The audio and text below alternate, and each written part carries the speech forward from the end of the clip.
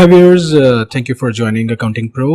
Accounting pro पे क्विकबुक्स की training का सिलसिला जारी है और इस सिलसिले में जो टॉपिक हम डिस्कस करने जा रहे हैं that is job costing in QuickBooks. और जॉब कॉस्टिंग इन क्विकबुक्स के सिलसिले में आज हमारा पहला टॉपिक है और वो है इंट्रोडक्शन टू जॉब कॉस्टिंग। इस वीडियो के अंदर हम डिस्कस करेंगे कि जॉब कॉस्टिंग होती क्या है और कौन कौन सी ऐसी ऑर्गेनाइजेशंस जॉब कॉस्टिंग को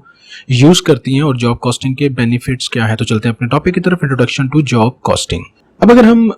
डेफिनेशन की बात करें कि जॉब कॉस्टिंग होती क्या है, तो जॉब कॉस्टिंग बेसिकली एक एक्सपेंस मॉनिटर करने का सिस्टम है जिसके अंदर जो बिजनेसेस होते हैं वो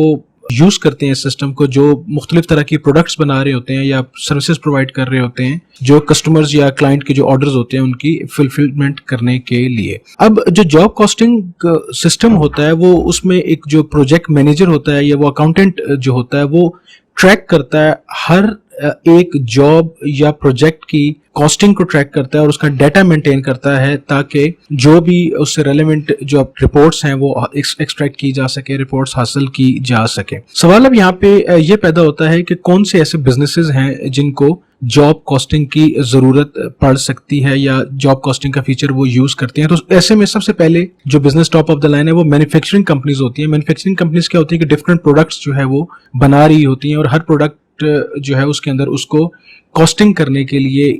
कंपोनेंट्स को ऐड करना पड़ता है कि एक प्रोडक्ट बनाने के लिए उसके अंदर जो जो कंपोनेंट्स ऐड हो रहे होते हैं वो सारी जॉब कॉस्टिंग के अंदर इन्वॉल्व होते हैं। इसी तरह अगर कोई कस्टम मेड प्रोडक्ट्स आपकी हो जाती हैं कि अगर आपको कोई कस्टम मेड ऑर्डर आ जाता है तो उस ऑर्डर के ऊपर आपको कितनी कॉस्ट आई है वो सारी असेस करने के लिए आपको जॉब कॉस्टिंग का मॉडल जो है वो यूज करना पड़ता है। इसके अलावा जो आपकी कंस्ट्रक्शन कंपनीज होती है, कंस्ट्रक्शन कंपनीज भी जॉब कॉस्टिंग का मॉडल यूज करती है क्योंकि हर जो कंस्ट्रक्शन कंपनी होती है उसके पास एक वक्त में मल्टीपल प्रोजेक्ट्स जो है वो चल रहे होते हैं। फॉर एग्जांपल अगर एक कंस्ट्रक्शन कंपनी है वो डिफरेंट हाउसेस पे काम कर रही है, प्लाजा बना रही है, रोड्स बना रही है, तो उसको इस चीज का रिपोर्टिंग लाजमी चाहिए होती है कि मैं जो भी प्रोजेक्ट इस पे जो है एग्जीक्यूट हो रहा है, चाहे वो घर बन रहा है, प्लाजा बन रहा है, कोई सा भी कंस्ट्रक्शन का प्रोजेक्ट है, उसमें एक प्रोजेक्ट के ऊपर कितनी कॉस्ट आ रही है और उस प्रोजेक्ट से ऊपर कितना रेवेन्यू जनरेट हो रहा है। तो जॉब कॉस्टिंग का जो कंपोनेंट है वो कंस्ट्रक्शन इंडस्ट्रीज भी यूज करती हैं।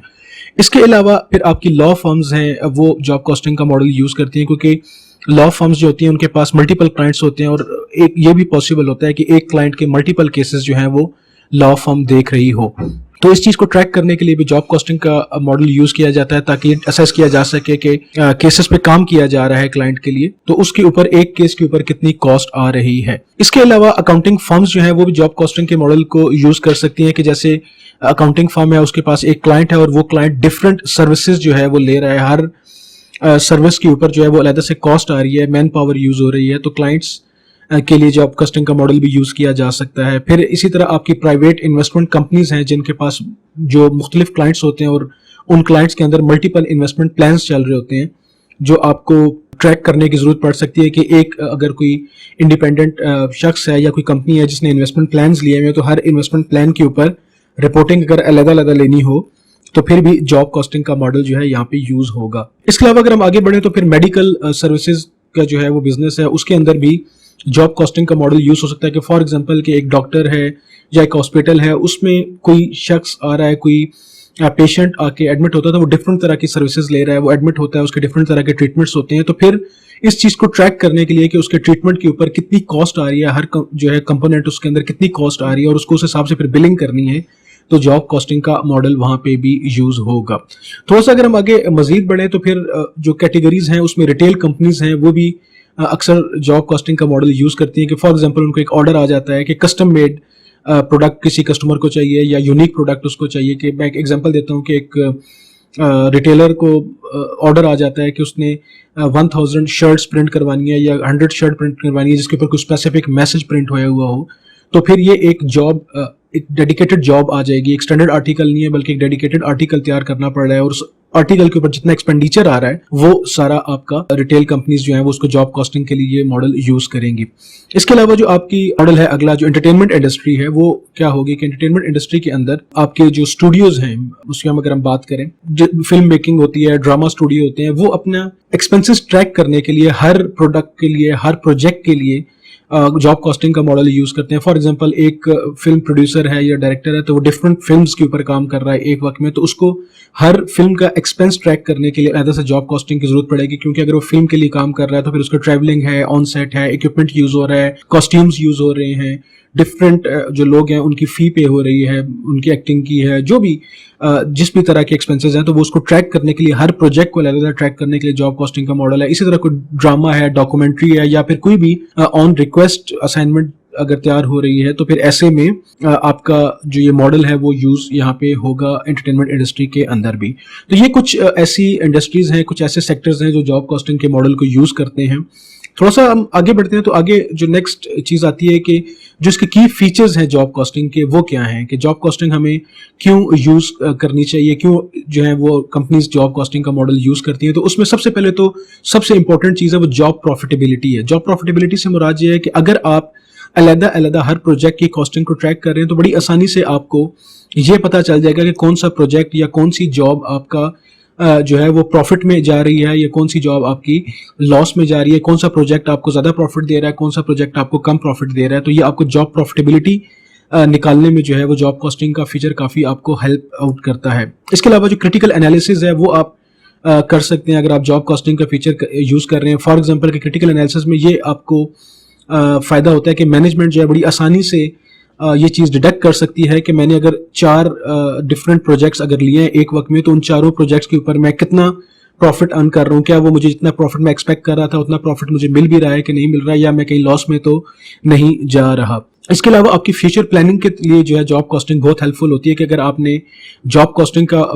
जो है मॉडल यूज किया हुआ और आपने जॉब कॉस्टिंग प्रॉपर ट्रैक कर लिया, तो आपको जो फाइनल रिपोर्ट्स आपको मिलती है उससे आपको ये पता चल जाता है कि एक प्रोजेक्ट को लगाने में आपकी कितनी कॉस्ट आई है, या एक प्रोडक्ट बनाने में आपको कितनी कॉस्ट आई है। और अगर सिमिलर प्रोडक्ट या सिमिलर जो प्रोजेक्ट आपको या सिमिलर सर्विसेज आपको फ्यूचर में देनी पड़े, तो आप प्रेजेंट जो आपके कॉस्ट आपको आती है, तो उसकी बेसिस के ऊपर आप अपने कस्टमर को नए एस्टिमेट्स दे सकें, प्रॉपर एस्टिमेट्स दे सकें, बता सकें कि ये चीज इतनी एस्टिमेशन है, इतने पे तकरीबन ये आपका प्रोजेक्ट कंप्लीट होगा। इसके अलावा रियल टाइम जो आपको वेरिएंस एनालिसिस मिल जाता है। फॉर एग्जांपल अगर आपने किसी भी क्लाइंट को, किसी भी अपने कस्टमर को पहले से आपने एस्टिमेट्स दिए हुए थे, आपने उनको एस्टिमेटेड कॉस्ट दी हुई थी, लेकिन जिस वक्त आपने उसको जॉब कॉस्टिंग के थ्रू एक्चुअल रिपोर्ट्स एक्सट्रैक्ट की, तो आपको पता चल गया कि एस्टिमेट मेरा कितना था और एक्चुअल कॉस्ट कितनी है और दोनों का इस वक्त कितना डिफरेंस आ रहा है। तो ये चीजें आपको काफी हेल्प करती हैं आपकी जो की फीचर्स में जॉब कॉस्टिंग के हैं, कि आप अपनी बिजनेस की प्लानिंग बड़े अच्छे तरीके से कर सकते हैं, अपनी बिजनेस की कॉस्टिंग जो कंट्रोल मेथड है उसको बड़े अच्छे तरीके से आप कंट्रोल कर सकते हैं। अब हम थोड़ा सा आगे बढ़े, तो फिर हमारे पास जो अगला इंपॉर्टेंट चीज है वो हमारे की कंपोनेंट्स हैं जो जॉब कॉस्टिंग के अंदर हमारे यूज होते हैं। कि जॉब कॉस्टिंग के मेन कंपोनेंट्स क्या होते हैं। जॉब कॉस्टिंग के जो मेन कंपोनेंट है उनमें सबसे पहले आपकी मटेरियल कॉस्ट है। अब मटेरियल कॉस्ट की अगर हम बात करें, तो मटेरियल कॉस्ट में अगर कोई भी जॉब है, कोई भी प्रोडक्ट बन रही है, कोई भी प्रोजेक्ट, तो डेफिनेटली उसके अंदर मटेरियल का जो है वो यूज हो रहा है, रॉ मटेरियल यूज होगा, रॉ मटेरियल से फिर आगे फिनिश गुड बनेगी, तो उसकी इंडिपेंडेंट ट्रैकिंग करनी पड़ेगी। अगर मैं कंस्ट्रक्शन बिजनेस की एग्जांपल ले लूं, तो उसमें आपका सीमेंट है, सैंड है, ब्रिक्स है, आयरन है, इसी तरह के पूरा प्रोजेक्ट कंप्लीट करने में जितनी भी फिजिकल आइटम्स जो आपके यूज हो रहे हैं, जितनी भी मटेरियल आपका यूज हो रहा है, वो सारे का सारा जो है वो जॉब कॉस्टिंग का कंपोनेंट बनेगा। इसके अलावा फिर आपका जो है वो डायरेक्ट लेबर आपके पास आ जाएगा। डायरेक्ट लेबर क्या है कि जितनी लेबर आप उसके ऊपर यूज कर रहे हैं, जितनी भी मैन पावर यूज हो रही है, उस सारे के ऊपर जितनी कॉस्ट आ रही है वो आपकी सारी जॉब कॉस्टिंग का कंपोनेंट बन जाएगा। फॉर एग्जाम्पल कि एक एम्प्लॉई है, वो जाता है प्रोजेक्ट के ऊपर, वहां पे कितने घंटे काम कर रहा है और उसकी सैलरी उस प्रोजेक्ट के ऊपर जब डिवाइड की जाएगी इंडिविजुअल जॉब के ऊपर, तो वहां पे डायरेक्ट लेबर कॉस्ट उसकी वहां से एक्सट्रैक्ट हो जाएगी। और लास्ट में जो आपके ओवरहेड कॉस्ट है, यानी कि आपकी जो मटेरियल और डायरेक्ट लेबर से हट के आपकी जो कॉस्ट होती है वो आपकी प्रोडक्ट के अंदर या आपके प्रोजेक्ट के साथ जाके लिंक हो जाती है इंडिपेंडेंट, जैसा कि आपका रेंट है, यूटिलिटीज है, इंश्योरेंस है, मैनेजमेंट एक्सपेंसेस है। तो ये एक बड़ी लंबी लिस्ट होती है जिसको ओवरहेड कॉस्ट के अंदर आप जाके हर ऑर्गेनाइजेशन के हर प्रोजेक्ट की एक्टिविटी या जॉब की जो नौयत होती है, जिस तरह की जॉब है या जिस तरह का प्रोजेक्ट है, उसके हिसाब से ओवरहेड कॉस्ट जो है वो अकॉर्डिंगली डिसाइड की जा सकती हैं। तो ये की कंपोनेंट है जॉब कॉस्टिंग के जो आपको पता होने चाहिए। फिर अब मैं स्क्रीन के ऊपर आप देख सकते हैं कि एक एग्जांपल है जॉब कॉस्टिंग के कि आपके पास स्क्रीन के ऊपर एक प्रॉफिट एंड लॉस नजर आ रहा होगा। लेफ्ट साइड पे आपको डिस्क्रिप्शन नजर आ रही है प्रॉफिट एंड लॉस की, और राइट साइड के ऊपर 3 कॉलम्स डिफरेंट अवेलेबल हैं कि हाउस 1, हाउस 2, हाउस 3 है, और देन पे लास्ट पे जो आपको अक्यूमुलेटेड प्रॉफिट एंड लॉस नजर आ रहा है, यानी कि तीनों को मैंने टोटल कर दिया है। अब आप थोड़ा सा गौर करें कि ये कंपनी है, उसने 3 डिफरेंट हाउस कंस्ट्रक्ट किए हैं और तीनों को उसने 5 मिलियन का यानी कि 50 लाख का एक घर उसने बेचा है। पहला घर भी 50 लाख का बिका है, दूसरा भी 50 लाख का बिका है, तीसरा भी 50 लाख का, और तीनों जो घर बिके हैं वो तकरीबन 1 करोड़ 50 लाख के यानी कि 15 मिलियन के तीनों घर बिके हैं। अब अगर तीनों की अगर हम कॉस्ट ऑफ गुड्स सोल्ड की बात करें,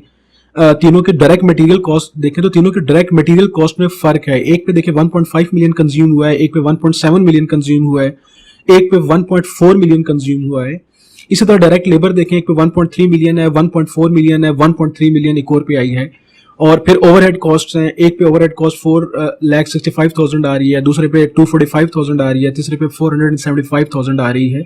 तो तीनों की जो कॉस्ट ऑफ गुड्स सोल्ड की रेशियो है विद इनकम तीनों की डिफरेंट है। एक पे 65.3% है, एक पे 68.3% है, एक पे 64.5% है। तो ग्रॉस प्रॉफिट भी आपका इसी हिसाब से कैलकुलेट हो रहा है। देन ऑपरेटिंग एक्सपेंसेस की बात करें तो तीनों डिफरेंट प्रोजेक्ट्स के ऑपरेटिंग एक्सपेंसेस में भी फर्क आ रहा है जिस वक्त एलोकेशन की गई। तो ये क्यों हुआ, किस वजह से हुआ, ये एक अलग डिबेट है। क्योंकि जिस वक्त आप ग्राउंड रियलिटी पे होते हैं, रियल टाइम पे आप जब प्रोजेक्ट्स को एग्जीक्यूट कर रहे होते हैं तो अनसीन कॉस्ट होती हैं, वो आ जाती हैं। कई दफा आपको प्रोजेक्ट में फायदा हो जाता है, आपको लो कॉस्ट जो है वो सर्विसेज मिल जाती हैं, लो कॉस्ट मटेरियल आपको मिल जाता है। मार्केट की उस वक्त ट्रेंड्स चल रहे होते हैं, एक्सचेंज रेट्स चल रहे होते हैं, मार्केट में इन्फ्लेशन का क्या ट्रेंड चल रहा होता है, तो उस हिसाब से आपको परचेजिंग या आपको लेबर जो है वो आपको मिल रही होती है। तो इसी तरह बिल्कुल आपको जो तीन मैंने डिफरेंट कंपैरिजन मैंने करके दिखा दिए कि एक ही कंपनी ने तीन डिफरेंट प्रोजेक्ट्स एग्जीक्यूट किए, तीनों एक साइज के प्रोजेक्ट थे, तीनों एक ही तरह के प्रोजेक्ट थे, लेकिन तीनों की सेल प्राइस क्योंकि एक कोट कर दी गई थी, तीनों को एक ही सेल प्राइस पे बेचा गया 5 मिलियन पे, लेकिन जिस वक्त उनको एग्जीक्यूट किया गया तो तीनों पे डिफरेंट कॉस्ट आई है। कि एक जो है हमारा जो लेवल पे सबसे लेफ्ट पे जो पहला प्रोजेक्ट है वो हमें 28.2% यानी कि सबसे